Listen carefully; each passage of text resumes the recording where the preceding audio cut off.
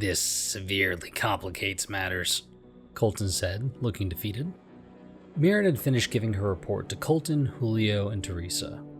They sat in the headquarters' large front room where they'd met an hour earlier, off to the side and sitting on couches.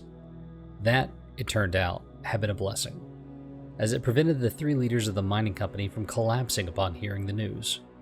More like upends the table, Teresa said, eyes weighed down with worry. Lawbreakers or eco-terrorists are one thing, but titans? Working on this mountain is sacrilegious. Come off it, Julio said, leaning forward, his hands in his hair. It's not sacrilegious to dig. It is when the titans themselves are destroying my equipment, Teresa said. Then what should we do? Julio said, vaulting to his feet. Just pack up and leave? We haven't even made any revenue on this project, let alone profit. We spent everything and more on this. As did so many of our employees, Colton said, scratching his mustache. So many gave up everything they had to work on these mines. We have their livelihood to think about. Exactly. But our beloved Titans are against this operation. We absolutely can't go against them. You've gotta be... Even ignoring the sacrilege, Julio. Could you imagine the uproar this would stir if we went against the Titans? No one would buy from us again. Have you seen Seko's stock recently? That is, if there are even Titans there. You're calling us liars? Mirren said. Julio made a little strangled noise in his throat, then avoided her eye. What do you suggest, Holy Ones?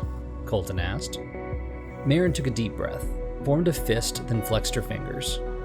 Why, just because a Titan merged with her soul when she was barely able to form a coherent sentence, did she become some great religious authority?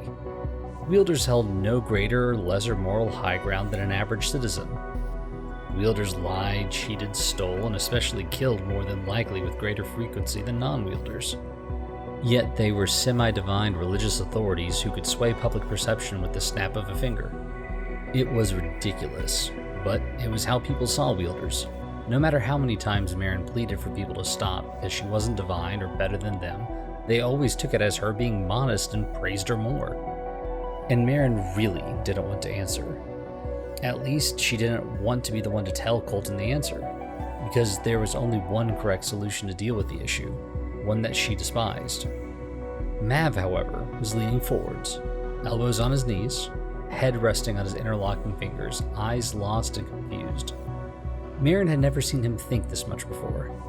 At least it was good he was capable of it, but it left Mirren alone to dole out the advice. Call the church, Mirren said, trying not to let her eye twitch. There are 2 land-type titans and 1 air-type. Get representatives from the support and autonomous sects. If you call them now, they could be here before dinner at the soonest. They should do their own investigation and let you know where things go from here. Colton, no, Julio said. If we bring the church here, they'll shut the whole mountain down and declare it a religious site. And even if they give us a payout, that might cover the loan. Not our own spent costs. Or they could commune with the Titans and discover what's wrong, Teresa said. We can help them solve the problem. Or the church can help relocate the Titans. And we can get to work. That's happened before. Once. More than 20 years ago. Every other time the church gets involved in a company's affairs, they shut the operation down. We call the church, we lose everything. Colton stared at the floor, eyes distant. His mustache wiggled left and right as he mulled it over. Mirren even found herself leaning forward, eager for his response.